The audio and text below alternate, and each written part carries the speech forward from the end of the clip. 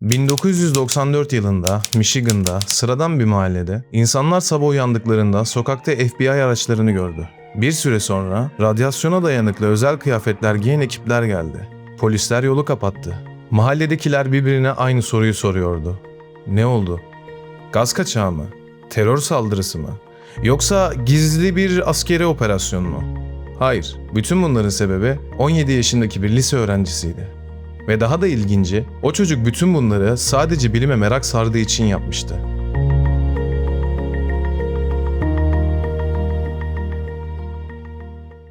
Şimdi bir anlığına kendinizi lise yıllarınıza götürün. Çoğumuz o yaşlarda matematik sınavından nasıl geçeceğimizi düşünüyorduk. Kimimiz bilgisayar oyunu oynuyordu, kimimiz ilk aşkıyla uğraşıyordu. David Hahn ise evinde atom parçalamaya çalışıyordu. Evet, yanlış duymadınız. Atom parçalamaya çalışıyordu. Ama durun, burada çok önemli bir detay var. İnternette bu hikaye yıllardır yanlış anlatılıyor. Muhtemelen siz de evinde nükleer reaktör yapan çocuk başlığını görmüşsünüzdür. Aslında tam olarak öyle değil. David çalışan bir nükleer reaktör yapamadı. Çünkü bunu yapmak bir lise öğrencisinin değil, devletlerin bile kolay kolay başaramayacağı kadar zor. Ama yaptığı şey belki de bundan bile daha ilginçti. Çünkü David gerçekten radyoaktif maddeler toplamaya başlamıştı ve bunu yapmak için akıl almaz yöntemler kullanıyordu. David'in ilk hedefi bir atom bombası yapmak değildi. Hatta kimseye zarar vermek de istemiyordu. O sadece kendi nötron kaynağını üretmek istiyordu. Şimdi burada küçük bir mola verelim. Çünkü bu kısmı anlamazsak hikayenin geri kalanı hiçbir anlam ifade etmeyecek. Bir atomu minik bir güneş sistemi gibi düşünebilirsiniz. Ortada çekirdek, etrafında elektronlar. David'in ilgilendiği şey ise çekirdeğin içindeki nötronlardı. Çünkü yeterince nötron üretmeyi başarabilirse daha büyük deneyler yapabileceğini düşünüyordu. Sorun şuydu, nötron satın alamazsınız. O yüzden kendi yöntemini geliştirmesi gerekiyordu. Ve işte tam burada olay kontrolden çıkmaya başladı. David günlerce araştırdı, aylarca kitap okudu ve sonunda ilk hedefini belirledi. Amerikyum. Muhtemelen bu elementi daha önce hiç duymadınız. Ama evinizde varsa belki şu an bile size birkaç metre uzaklıkta duruyor olabilir. Çünkü uzun yıllar boyunca duman dedektörlerinin içinde çok küçük miktarda Amerikyum 241 kullanıldı. David bunu öğrendiğinde çılgınca bir şey yaptı. Mahallede bulabildiği bütün eski duman dedektörlerini toplamaya başladı. Ama burada çok komik bir problem vardı. Bir duman dedektöründeki amerikyum neredeyse hiçbir işe yaramayacak kadar azdı. David bunu fark edince daha fazlasını toplamaya başladı. Sonra biraz daha, sonra biraz daha, sonra yüzlercesini. Düşünsenize, mahallede dolaşan 17 yaşındaki bir çocuk insanlara eski duman dedektörlerini soruyor. Bugün biri bunu yapsa muhtemelen sosyal medyada viral olur. Ama 1990'larda kimse neden istediğini sorgulamadı ve David'in tam da istediği buydu. Sonra amerikyum ona yetmemeye başladı. Çünkü yaptığı hesaplara göre tek bir element yeterli değildi. Bu yüzden yeni hedefler belirledi. Radyum, toryum, berilyum, lityum. Artık olay basit bir bilim projesi olmaktan çıkmıştı. David gerçek anlamda evinde radyoaktif element koleksiyonu oluşturmaya başlamıştı. Ve işin en korkutucu kısmı, David bütün bunları tamamen tek başına öğreniyordu. Ne bir profesörü vardı, ne laboratuvarı, ne de onu durduracak biri. Sadece kütüphane kartı ve bitmek bilmeyen bir merakı vardı. Ama o merak çok yakında kendi kontrolünden çıkacaktı. David'in en büyük problemi radyoaktif madde bulmak değildi. Onları bir araya getirebilmekti. Çünkü tek başına duran amerikyum çok tehlikeli değildi. Toryum da öyle, radyum da. Ama David bunları birlikte kullanarak bir nötron kaynağı oluşturabileceğini düşünüyordu. Ve teoride haklıydı. Burada küçük bir detay var ve bence bu hikayenin en ilginç kısmı. David internette gördüğü bir şeyi kopyalamıyordu. Çünkü internet bugünkü gibi değildi. YouTube yoktu, Reddit yoktu, forumlar bile neredeyse yoktu. Çocuk 1940'larda yazılmış nükleer fizik kitaplarını okuyordu. Yani gerçek bilim insanlarının kullandığı kaynakları. İşte bu yüzden yaptığı deneyler insanların düşündüğünden çok daha ciddiydi. David'in hedefi şuydu. Amerikyum, berilyumla etkileşime girecek ve ortaya nötronlar çıkacaktı. Peki neden nötron? Çünkü nükleer fizik dünyasında bazen küçücük bir parçacık tonlarca ağırlığındaki makinelerden daha değerlidir. Nötronlar atom çekirdeğinin içine girebilir ve bazı atomların parçalanmasına neden olabilir. David'in aklındaki fikir tam olarak buydu. Küçük bir nötron kaynağı üretirsem belki daha büyük deneyler yapabilirim. İşte o tehlikeli çizgi tam burada başladı. Fakat David'in bilmediği bir şey vardı.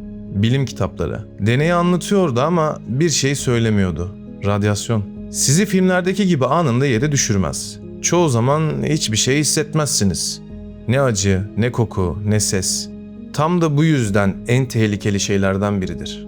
David günlerce, haftalarca, aylarca bu maddelerin yanında çalıştı ve büyük ihtimalle maruz kaldığı radyasyonun farkına bile varmadı.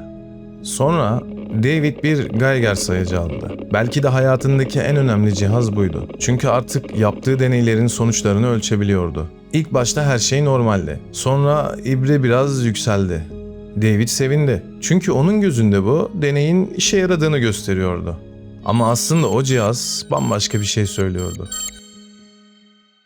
David'in laboratuvarı artık sıradan bir kulübe değildi. İçeride onlarca farklı kimyasal vardı. Radyoaktif kaynaklar vardı.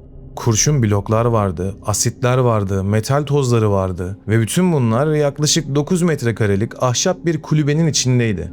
Düşünsenize, yan bahçenizde biri bütün bunları yapıyor ve sizin bundan haberiniz bile yok. İşte tam bu noktada David'in hayatını değiştirecek hata geldi. Aslında bu hata laboratuvarda yapılmadı. Yanlış hesap da değildi, patlama da olmadı. Her şey çok daha sıradan bir sebeple başladı. David'in annesi bahçedeki kulübeyi temizlemek istedi ve içeride gördükleri bu hikayeyi artık David'in kontrolünden çıkaracaktı. Kulübenin içinde yüzlerce sayfa hesaplama vardı.